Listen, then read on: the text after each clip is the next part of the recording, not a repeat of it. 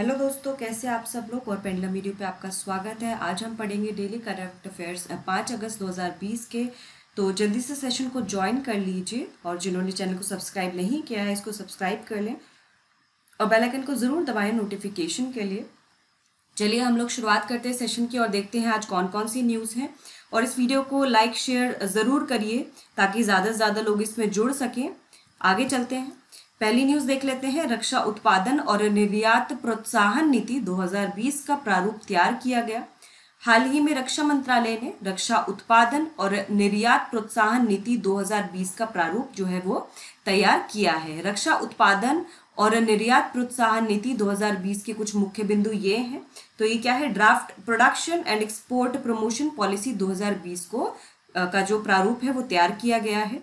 इस नीति का उद्देश्य आत्मनिर्भर भारत योजना के तहत रक्षा विनिर्माण में आत्मनिर्भर बनना है।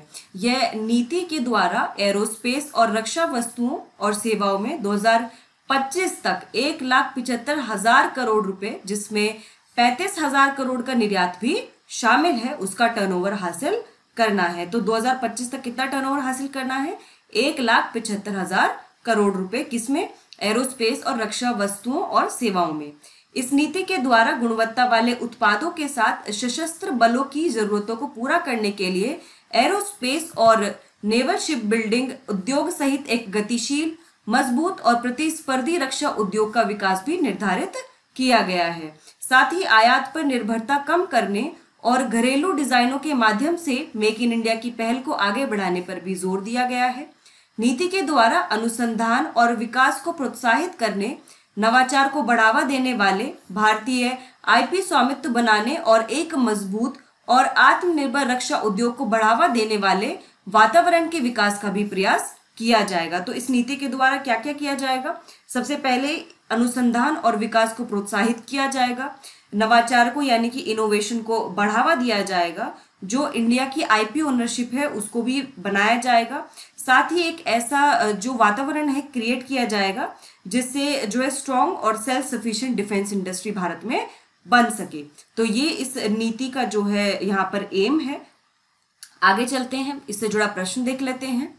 रक्षा उत्पादन और निर्यात प्रोत्साहन नीति 2020 के प्रारूप के अनुसार रक्षा मंत्रालय ने किस वर्ष तक एरोस्पेस और रक्षा वस्तुओं और सेवाओं में 1,75,000 करोड़ रुपए का टर्नओवर हासिल करने का लक्ष्य निर्धारित किया है?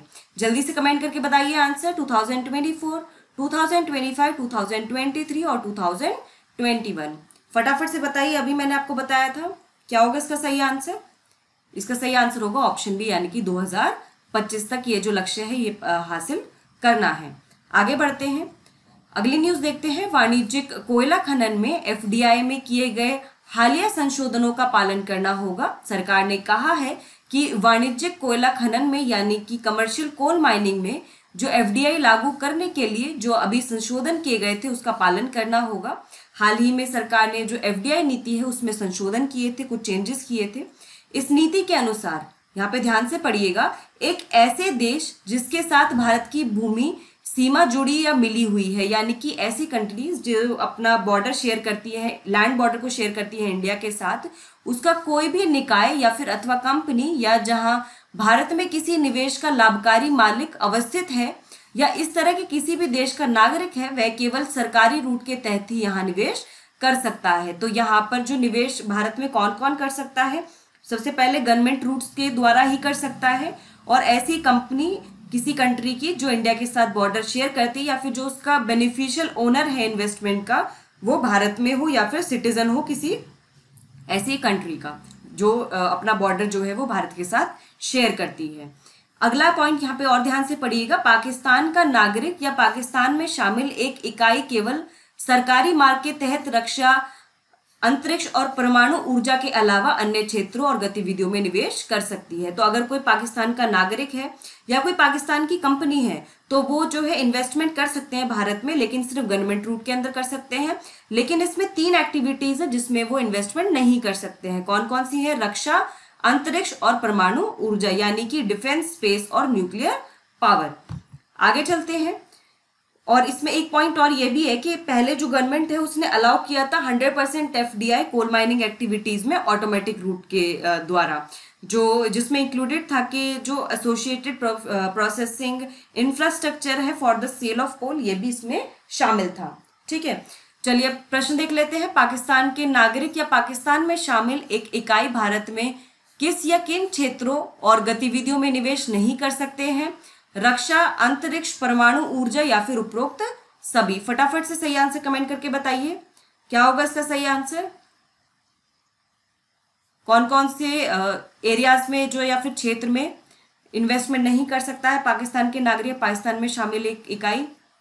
इसका सही आंसर है उपरोक्त सभी, यानी कि रक्षा, अंतरिक्ष, परमाणु ऊर्जा में इन्वेस्टमेंट नहीं कर सकते हैं। आगे बढ़ते हैं। यूएई अरब जगत में परमाणु ऊर्जा के उत्पादन वाला पहला देश। हाल ही में संयुक्त अरब अमीरात अरब जगत में परमाणु ऊर्जा के उत्पादन वाला पहला देश बन गया है। संयुक्त अरब अमीरात के बराख परमाणु संयंत्र की पहली इकाई में हाल ही में कामकाज शुरू हो गया है। इस नए संयंत्र के प्रारंभ होने के बाद अब यूएई की तेल और गैस पर निर्भरता कम हो जाएगी। यह संयंत्र यूएई आबू धाबी के अल दाफरा क्षेत्र में स्थित है। यह दक्षिण कोरिया की टेक्नोलॉजी से युक्त संयंत्र है। तो इसमें कौन सी टेक्नोलॉजी जो है बनाई हुई है या फिर कौन सी टेक्नोलॉजी इंक्लूड की गई है? तो ये साउथ कोरियन टेक्नोलॉजी इसमें इंक्लूड की गई है। इसके द्वारा यूएई की 25% बिजली जरूरतें पूरी होने की उम्मीद है। हाल ही में संयुक्त अरब अमीरात ने मंगलयान होप प्रोब भी अंतरिक्ष में भेजा था। तो हमने कुछ दिन पहले पढ़ा था कि संयुक्त अरब अमीरात ने मंगलयान पर अपना होप प्रोब मिशन भेजा था। हमने ये भी पढ़ा था कि चाइना ने जो है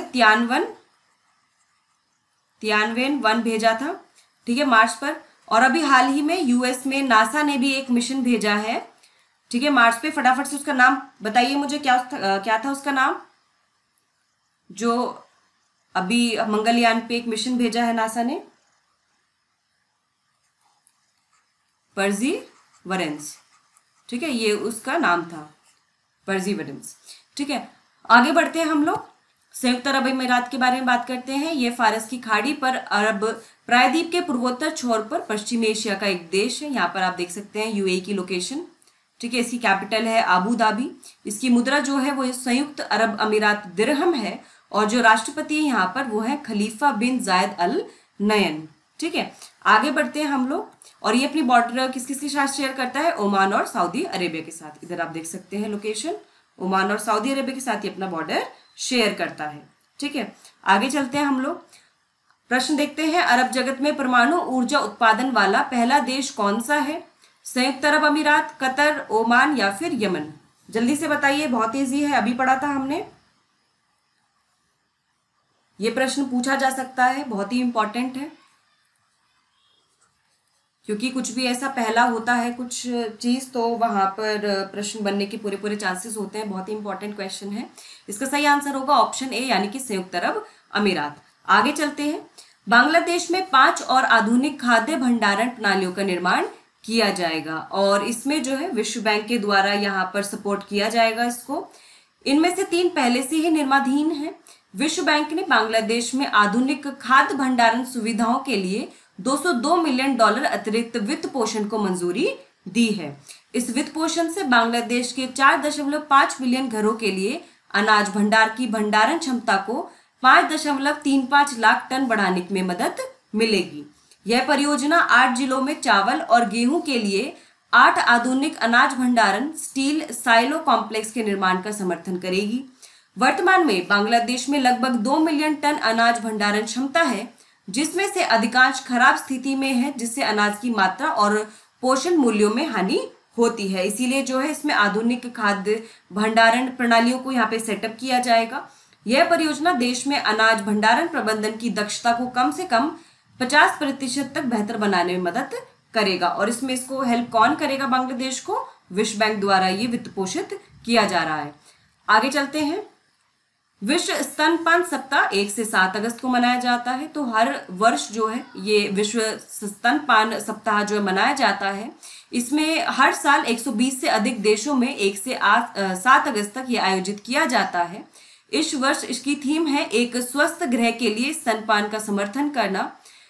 ठीक है, ये इसकी थीम है इस वर्ष की। भारत में महिला और बाल विकास मंत्रालय ने स्तनपान के महत्व के बारे में नागरिकों को संवेदनशील बनाने के लिए ऑनलाइन गतिविधियों को व्यवस्थित करने की योजना बनाई है।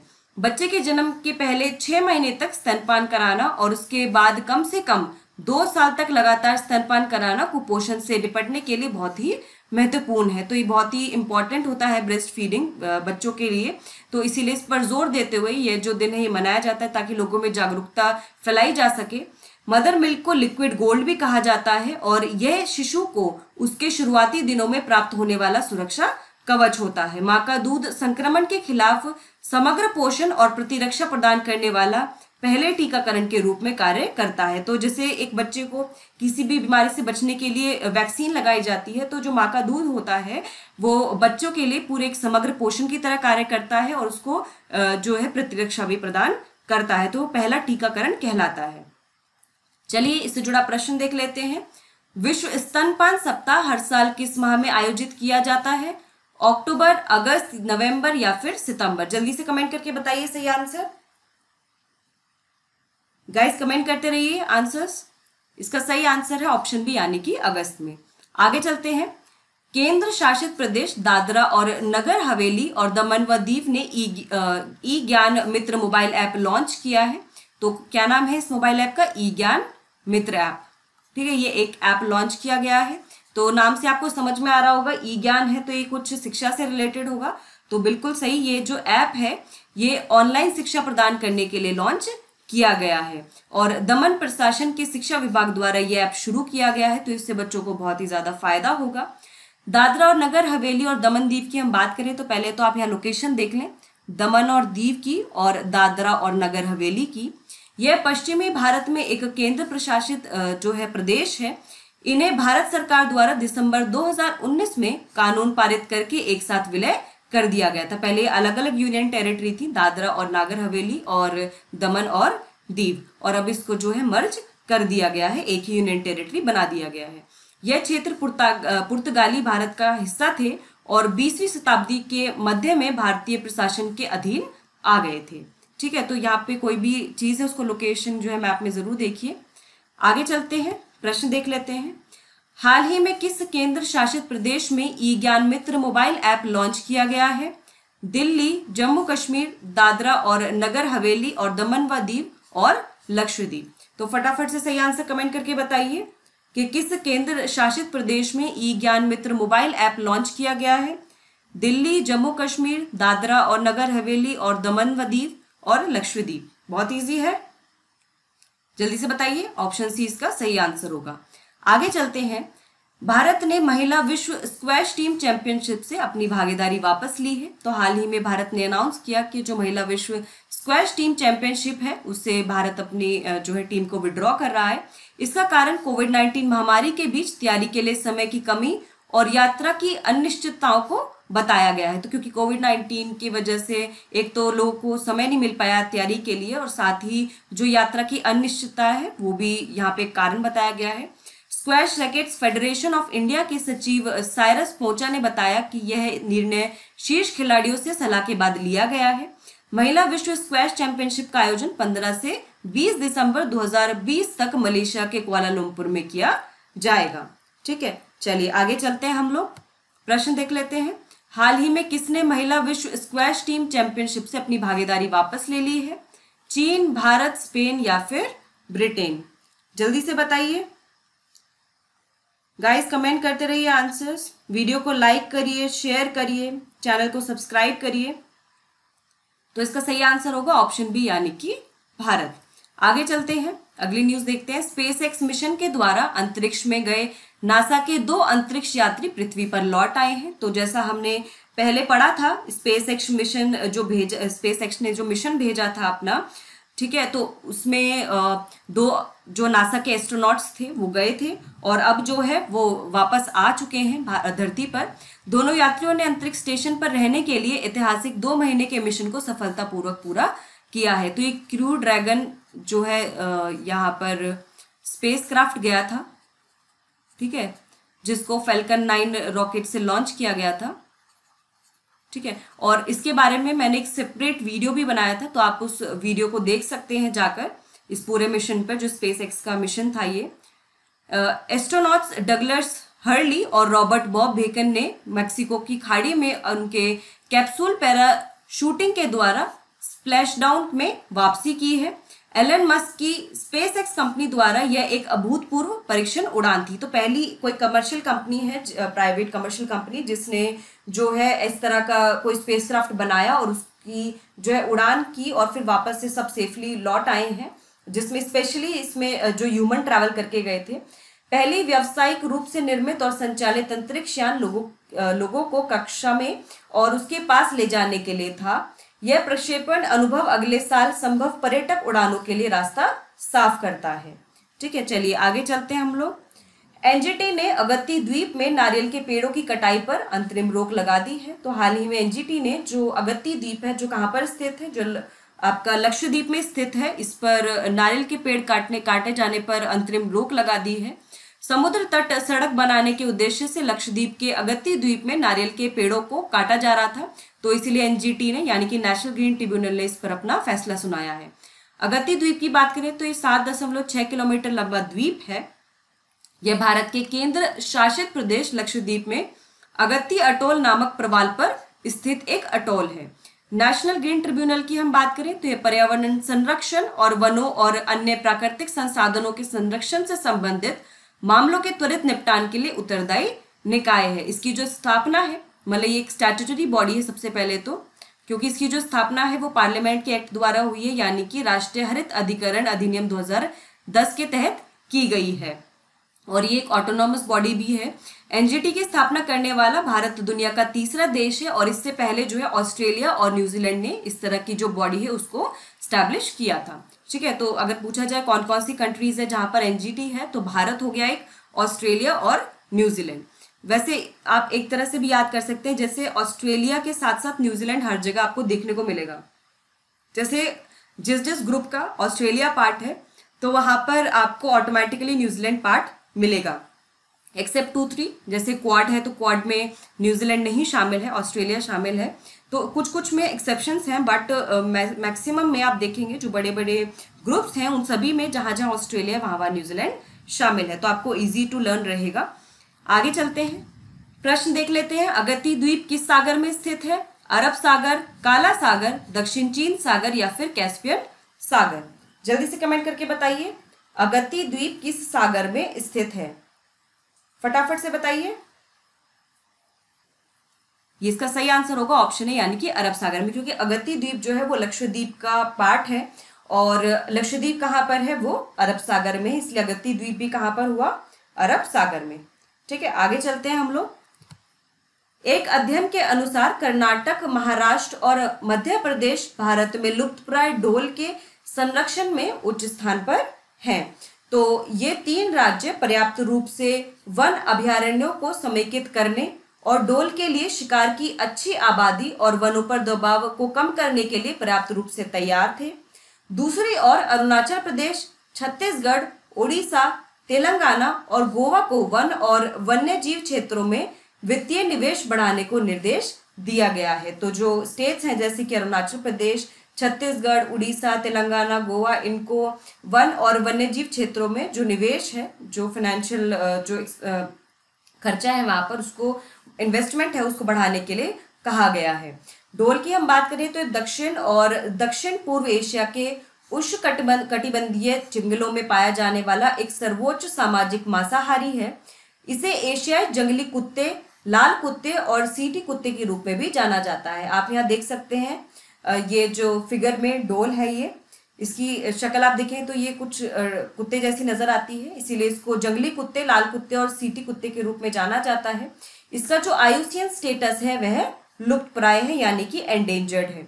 इसका वैज्ञानिक नाम क्यून एल्पाइन्स है और इसका जो परिवार है वो कैनिडा है। ठीक है, चलिए आगे चलते हैं हम लोग। एक प्रश्न देख लेते हैं, ढोल के संबंध में क्या सही नहीं है? आपको बताना है कौन सी स्टेटमेंट यहाँ पर गलत है ढोल के संबंध में। तो हाल ही में किए गए एक अध्ययन के अनुसार कर्नाटक, महाराष्ट्र और मध्य प्रदेश भारत में ढोल के संरक्षण में उच्च स्थान पर हैं। इससे एशियाई जंगली भेड़ के रूप में भी जाना जाता है। इसका आयुसियन स्टेटस लुप्त प्राय है या फिर इसका वैज्ञानिक नाम जो है वो क्यून एल्पाइंस है। तो जल्दी से कमेंट करके बताइए सही आंसर क्या होगा। इसका सही आंसर कौन सा कथन यहां पर गलत है? तो इसका सही आंसर होगा ऑप्शन बी, क्योंकि इसे एशियाई जंगली भेड़ के रूप में नहीं जाना जाता है, इसको जंगली कुत्ते के नाम से जाना जाता है या फिर और किसी नाम से जाना जाता है। चलिए आगे बढ़ते हैं, अगली न्यूज देखते हैं। मदेशी नेता के अनुसार भारत को चीन के चतुर्भुज के लिए आमंत्रित किया जाना चाहिए। तो जो मदेशी नेता है उपेंद्र यादव, उन्होंने कहा कि भारत को चीन के चतुर्भुज के लिए आमंत्रित किया जाना चाहिए, जिससे पूरे दक्षिण एशियाई क्षेत्र में एक सकारात्मक संदेश जाएगा। उपेंद्र यादव नेपाल की जनता समाजवादी पार्टी के अध्यक्ष हैं। श्री यादव ने 2015-16 के दौरान नेपाल की नाकाबंदी में एक महत्वपूर्ण भूमिका निभाई थी, जो मुख्य रूप से मदेशों या उत्तर प्रदेश और बिहार की सीमा के मैदानी इलाकों के लोगों के प्रतिनिधित्व घाटे को संबोधित करने के लिए आयोजित किया गया था। चतुर्भुज व्यवस्था की हम बात करें तो ये क्या है? हाल ही में चीन द्वारा क्षेत्रीय चिंता के कई मुद्दों पर समन्वय और सहयोग करने के लिए यह प्रक्रिया शुरू की गई है। तो यहाँ पर चीन ने अपना एक चतुर्भुज बनाने की यहाँ पे चेष्टा की है। इसमें उसने बोला कि जो आसपास के जो कुछ मुद्दे हैं उस पर अपना समन्वय और सहयोग करने के लिए यह प्रक्रिया शुरू की गई है। अब इस चतुर्भुज में कौन कौन शामिल है? अफगानिस्तान, चीन, नेपाल और पाकिस्तान। ठीक है, ये सारे देश शामिल हैं, अफगानिस्तान, चीन, नेपाल और पाकिस्तान। चीन के नेतृत्व वाली आभासी चतुर्भुज मंत्री स्तरीय चर्चा 27 जुलाई को आयोजित की गई थी और इन चारों नेशंस में से चीन, नेपाल और पाकिस्तान तीनों के साथ ही भारत का कुछ ना कुछ विवाद है, चाहे वह सीमा विवाद है, चाहे वह पानी से लेकर विवाद है। तो बहुत सारे जो विवाद हैं वो यहाँ पर हैं। और आगे चलते हैं, हम लोग प्रश्न देख लेते हैं। चीन द्वारा प्रारंभ चतुर्भुज व्यवस्था, इनमें से कौन सा चतुर्भुज व्यवस्था में इनमें से कौन सा देश शामिल है? अफगानिस्तान, नेपाल, पाकिस्तान या फिर उपरोक्त सभी? जल्दी से कमेंट करके बताइए क्या होगा इसका सही आंसर। इसका सही आंसर होगा ऑप्शन डी, यानी कि उपरोक्त सभी। आगे चलते हैं हम लोग। आयरिश राजनीतिज्ञ जॉन ह्यूम्स का 83 वर्ष की आयु में निधन हो गया है। वे 1960 के दशक में उत्तरी आयरिश नागरिक अधिकार आंदोलन में शामिल हुए थे। मध्यम सामाजिक डेमोक्रेटिक और लेबर पार्टी के कैथोलिक नेता ह्यूम को उत्तरी आयरलैंड में हिंसा को खत्म करने के लिए 1998 में नोबेल शांति पुरस्कार दिया गया था। उन्होंने डेविड ट्रेम्बल के साथ पुरस्कार साझा किया था। तो देखिए ये एक नोबेल लॉरेट हैं, तो यहाँ पर देखिए इनकी मृत्यु हो गई तो इनसे जुड़ा प्रश्न पूछा जा सकता है, काफी इंपॉर्टेंट पर्सनैलिटी है। तो कौन है ये? जॉन ह्यूम्स, जो कहाँ के हैं? आयरलैंड के हैं, आयरिश राजनीतिज्ञ हैं। आगे चलते हैं, प्रश्न देख लेते हैं। हाल ही में जॉन ह्यूम्स का 83 वर्ष की आयु में निधन हो गया। वे किस देश के नेता थे? आयरलैंड, नॉर्वे, अमेरिका या फिर स्पेन? बहुत इजी है, जल्दी से बता दो आंसर क्या होगा इसका। इसका सही आंसर होगा ऑप्शन ए, यानी कि आयरलैंड। आगे बढ़ते हैं हम लोग। तेंदुआ की गणना रिपोर्ट जल्द ही जारी की जाएगी। तो हाल ही में भारतीय वन्य जीव संस्थान ने कहा है कि तेंदुए की गणना रिपोर्ट जल्द ही जारी की जाएगी। तेंदुए को समर्पित यह रिपोर्ट वैश्विक बाघ जनगणना के एक भाग के रूप में तैयार की गई है। तो जो टाइगर एस्टिमेशन होता है, टाइगर सेंसस होता है, उसके एक भाग के रूप में इसको जो है जारी किया जाएगा। भारत के तेंदुआ पर अंतिम औपचारिक जनगणना 2014 में आयोजित की गई थी, जिसमें उनकी आबादी 12,000 और 14,000 के बीच में थी। भारतीय वन्यजीव संस्थान ने इस वर्ष बाघ के निवास के आसपास के क्षेत्र में 8,000 तेंदुओं होने का भी अनुमान लगाया है। इस वर्ष सर्वेक्षण में अभूतपूर्व संख्या में कैमरा ट्रैप तैनात किए गए थे। बाघों के निवास के 72,000 वर्ग किलोमीटर में लगभग 26,838 कैमरा ट्रैप लगाए गए थे, ताकि ढंग से जो है इसकी गणना की जा सके। और हम लेपर्ड की बात करें या फिर हम तेंदुए की बात करें तो इसका जो आयुसियन स्टेटस है, इसका आयुसियन स्टेटस क्या है? वल्नरेबल। ठीक है, ये इंपॉर्टेंट है। और इसका जो साइंटिफिक नेम है, साइंटिफिक नेम क्या है इसका? पैंथरा। कभी कभी साइंटिफिक नेम से भी क्वेश्चन पूछ लेते हैं। पैंथरा पार्डिस इसका जो है वो साइंटिफिक नेम है। और ये काफ़ी जगह पे पाया जाता है, जैसे कि सब सहारन अफ्रीका में, कुछ कुछ वेस्टर्न और सेंट्रल एशिया में पाया जाता है, साउथ ईस्ट और ईस्ट एशिया में पाया जाता है। तो ये काफ़ी जगह पे पाया जाता है। और इसकी पॉपुलेशन क्यों कम हो रही है? एक तो हैबिटेट लॉस की वजह से, फ्रेगमेंटेशन की वजह से मेनली इनका जो पॉपुलेशन है वो कम होता चला जा रहा है। चलिए हम लोग आगे चलते हैं। भारत का वन्य जीव संस्थान, इसके बारे में पढ़ते हैं। तो यह पर्यावरण, वन और जलवायु परिवर्तन मंत्रालय भारत सरकार के अधीन एक स्वायत्त संस्थान है। इसकी स्थापना 1982 में हुई थी और इसका जो इसकी जो लोकेशन है, इसका जो हेडक्वार्टर है वो कहाँ पर है? देहरादून, उत्तराखंड में स्थित है। ठीक है, ये इंपॉर्टेंट है, प्रश्न पूछ लेते हैं इससे जुड़ा। आगे चलते हैं हम लोग, एक प्रश्न देखते हैं। भारत का वन्यजीव संस्थान किस राज्य में स्थित है? केरल, कर्नाटक, उत्तराखंड या फिर महाराष्ट्र? जल्दी से सही आंसर कमेंट करके बताइए, कहाँ पर स्थित है? बहुत इजी है, अभी बताया था मैंने। इसका सही आंसर होगा ऑप्शन सी, यानी कि उत्तराखंड। आगे चलते हैं हम लोग। इवन कोविड-19 महामारी के दौरान आवश्यक प्रतिरक्षण सेवाएं सुनिश्चित कर रहा है। तो हाल ही में सरकार ने कहा है कि इलेक्ट्रॉनिक वैक्सीन इंटेलिजेंस नेटवर्क अर्थात इवन ने कोविड-19 महामारी के दौर में लोगों को बीमारी से बचाव के लिए टीकाकरण की आवश्यक सुविधाएं सुनिश्चित की हैं। इवन नेटवर्क का विस्तार 32 राज्यों और केंद्र शासित प्रदेशों में हो चुका है और शेष राज्यों तथा केंद्र शासित प्रदेश में शीघ्र ही इसका विस्तार कर दिया जाएगा। इस समय देश के 22 राज्यों और 2 केंद्र शासित प्रदेशों के 585 जिलों में 23,507 कोल्ड चेन पॉइंट हैं, जिनमें टीकों को सही समय पर लोगों तक पहुंचाने के लिए इवन टेक्नोलॉजी का उपयोग किया जा रहा है। तो जो अभी कोविड-19 महामारी का जो दौर चल रहा है, इसमें जो इवन है इसका काफ़ी मेजर रोल रहा है। इवन है इलेक्ट्रॉनिक वैक्सीन इंटेलिजेंस नेटवर्क। ठीक है, तो इसमें जो है लोगों को बीमारी से बचाने के लिए टीकाकरण की जो आवश्यक सुविधाएं हैं वो सुनिश्चित की जा रही हैं, क्योंकि इसमें जो है ये रियल टाइम इंफॉर्मेशन देता है वैक्सीन के बारे में कि वैक्सीन का स्टॉक कितना है, ठीक है, क्या उसका फ्लो है और कितना स्टोरेज टेम्परेचर है सारे कोल्ड चेन पॉइंट्स पर, वो सभी ये चीज़ बताता है। इवन की हम बात करें तो ये टेक्नोलॉजी संबंधी एक नया समाधान है। इसका उद्देश्य टीकों के भंडार और उनकी उपलब्धता तथा भंडारण के लिए तापमान संबंधी जरूरतों के बारे में सूचना उपलब्ध कराना है।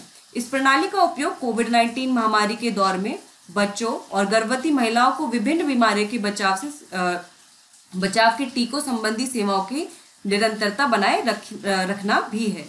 क्योंकि देखिए ऐसा तो नहीं है ना सिर्फ कोविड-19 से रिलेटेड ही जो बीमारियां हैं सिर्फ वही चल रही हैं, और भी जो बीमारियां उनसे बचाने के लिए बच्चों को, गर्भवती महिलाओं को, तो उनकी जो टीके हैं वो टाइम से डिलीवर हों, टाइम से अवेलेबल हों, वो भी सुनिश्चित करता है। इससे राष्ट्रीय स्वास्थ्य मिशन के तहत स्वास्थ्य तथा परिवार कल्याण मंत्रालय द्वारा लागू किया जा रहा है। तो क्योंकि ये वैक्सीन से रिलेटेड है तो आप ये अंदाजा लगा सकते हैं कि कौन सी मिनिस्ट्री के अंतर्गत आएगा। ये स्वास्थ्य तथा परिवार कल्याण मंत्रालय के अंतर्गत आएगा। इससे देश भर में टीकाकरण की सप्लाई चेन प्रणाली को सुदृढ़ करने में मदद मिली है। ठीक है, जो हमारी सप्लाई चेन है उसको स्ट्रेंथन करने में यहाँ पर इससे मदद मिली है। चलिए आगे बढ़ते हैं, प्रश्न देख लेते हैं। इनमें से कौन सा कथन इवन के संबंध में सत्य है? ठीक है, आपको बताना है कौन सी स्टेटमेंट ट्रू है। ये टेक्नोलॉजी संबंधी एक नया समाधान है। इसका उद्देश्य टीकों के भंडार और उनकी उपलब्धता तथा भंडारण के लिए तापमान संबंधी जरूरतों के बारे में सूचना उपलब्ध कराना है। इसे राष्ट्रीय स्वास्थ्य मिशन के तहत स्वास्थ्य तथा परिवार कल्याण मंत्रालय द्वारा लागू किया जा रहा है।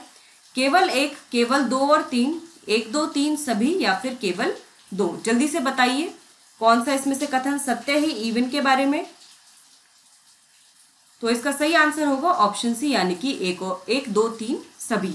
तो फ्रेंड्स, हमने यहाँ पर जो डेली करंट अफेयर्स हैं और उससे जुड़े जो प्रश्न है वो सभी देख लिए हैं।